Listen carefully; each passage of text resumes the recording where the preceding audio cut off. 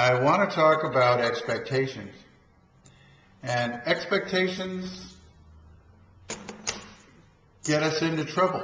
We have expectations of other people. We have expectations of ourselves that we don't meet. And I'll give you an example of something that kind of viscerally happened to me yesterday. It was a tiny little thing. We were throwing a birthday party for my wife, who was turning 50 yesterday. And I invited all her friends, and we put on this beautiful party and potluck supper, and there was lots of wine and beer and gin and music and African drummers. She dances African dances, so we had African drummers there, and we had violin players and just all of our friends who are musical. It was an amazing, wonderful party.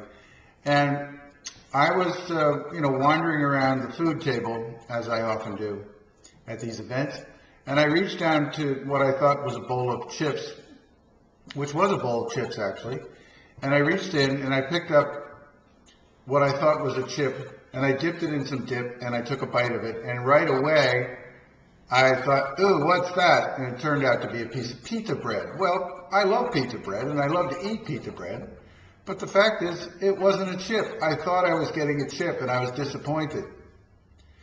Now, honestly, I'm over it by now. It was only a tiny little thing. It just kind of was my inspiration for today's talk. Just picking up that tiny little piece of pita bread, I didn't notice that the texture was different, although it's very different than a salty, savory chip. And until I put it in my mouth and started to chew on it, I didn't realize that it wasn't a chip. And so because I expected a chip, I got a piece of pita bread. I was disappointed. Now, in and of itself, pita bread is fine. I love pita bread, and I love pita bread on dip. And when I'm expecting pita bread, I really enjoy the flavor of pita bread. Isn't that interesting? But last night, when I thought I was getting a chip, I was, momentarily frustrated, believe it or not. I mean, it was only for an instant. And it was an inspiration for today's talk, so I'm so grateful for that piece of pita bread that got in the wrong bowl somehow.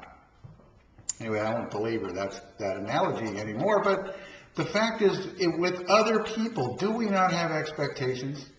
Do we not sometimes, and do we not expect things of other people without communicating those expectations? There's at least one person who will be listening to this call who knows exactly what I'm talking about, because we've talked about it in our sessions.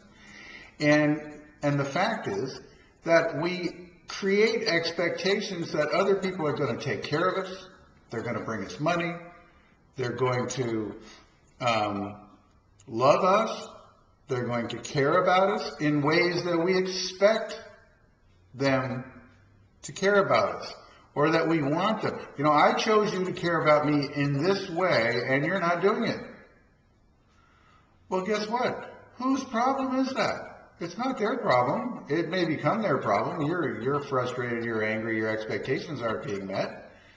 And so then you turn frustration and angry outward because your expectations aren't being met. Or you turn them inward because you're not meeting your own expectations. Well, I really wanted to throw a really nice party last night, and it just didn't feel exactly the way that I had hoped that it would. The right people didn't show up, the right food didn't show up. None of that's true, by the way. We had a wonderful time. But the point is that these are the kind of expectations you can put on yourself. That, I'm going to get an A on the test and I only got a B plus. How many of us have done that in our lifetimes? I'm going to create the perfect painting, or I'm going to play the most beautiful music, and then somehow I make a mistake and I blow it. And then what do? We have this expectation of ourselves, and we beat ourselves up. So expectations and judgment may be very closely linked to, judgment of ourselves, judgment of others. We have to figure out a way, because, what's the whole goal of 8 for 8 here? The whole goal of 8 for 8 is to be connected to our spirit and to feel good in the moment so that we're not working so hard. Because when we're feeling good and we're inspired, we allow inspiration to flow into our lives, we don't have to work so hard. We just kind of manifest the things that we want as we go forward, and it comes kind of easy for us. And so when we're not meeting our own expectations, or when we're mad at somebody else because they didn't meet expectations that we put on them, whether we communicated that expectation or not, we are disconnected from our spirit, are we not? And we're frustrated, and we're sometimes really angry, and sometimes that, that lack of meeting our expectations happens over and over and over and over again. And so we get more and more and more and more frustrated, and pretty soon we're so disconnected from our spirit, we forget who we really are.